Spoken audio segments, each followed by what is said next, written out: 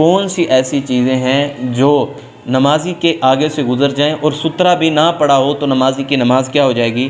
باطل ہو جائے گی۔ حضرت ابو ذر رضی اللہ تعالیٰ عنہ سے مروی ہے، قال فرمایا، قال رسول اللہ صلی اللہ علیہ وسلم، رسول اللہ صلی اللہ علیہ وسلم نے فرمایا، یقطع صلاۃ المرء المسلم، توڑ دیتی ہے مسلم آدمی کی نماز، توڑ دیتی ہے، اذا لم یکن بین یدیہ، جب نہ ہو اس کے سامنے، مثل مؤخرۃ الرحل، کجاوے کے پچھلے حصے جتنا نہ ہو تو اس کی نماز کو کیا کر دیتی ہے؟ باطل کر دیتی ہے۔ کون کون سی چیزیں ہیں؟ پہلی چیز المرأۃ، عورت اگر نماز بندہ پڑھ رہا ہے تو عورت سامنے سے گزر جاتی ہے تو پھر نماز کیا ہے؟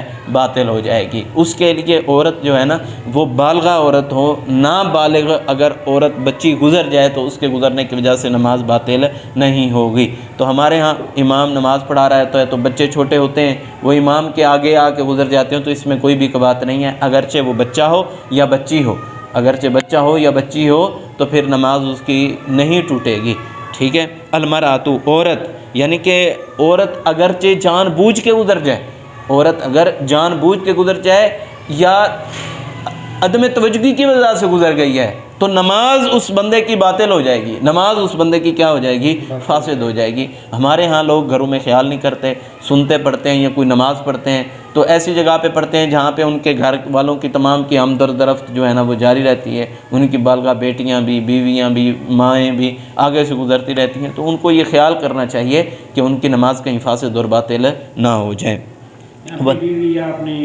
ہاں جی، کوئی بھی، المرأۃ تمام عورتیں، ہاں جی تمام عورتیں شامل، بیٹی سب، بالغ نابالغ ہے تو پھر اس کے لیے حکم یہ نہیں ہے۔ والحمار، اور گدھا یعنی کہ کھلا میدان ہے، آپ وہاں پہ نماز پڑھ رہے ہیں، سامنے سے گدھا گزر گیا ہے، آپ کی نماز کیا ہے؟ باطل ہو گئی ہے۔ سترہ رکھا ہوا ہے تو پھر تو باطل نہیں ہوگی نا، یہ سترے کے بغیر ہے۔ والکلب الاسود، اور سیاہ کتا، اگر سیاہ کتا بھی سامنے سے گزر جاتا ہے تو پھر بھی کیا ہو جائے گی؟ نماز باطل ہو جائے گی۔ وفیہ الکلب الاسود شیطان، فرمایا کہ کالا کتا جو ہے نا وہ کیا ہوتا ہے؟ شیطان ہوتا ہے، وہ آپ کی نماز کو خراب کرنے کے لیے ہے۔ حضرت ابو ذر رضی اللہ تعالیٰ عنہ کی حدیث سے یہ واضح مسئلہ ثابت ہو گیا ہے کہ ان تین چیزوں کے گزرنے کی وجہ سے نماز کیا ہو جاتی ہے؟ باطل ہو جاتی ہے۔ بالغہ عورت گزر جائے، یا پھر گدھا گزر جائے، یا پھر کتا کالا گزر جائے، کالا کتا گزر جائے تو نماز کیا ہو جائے گی؟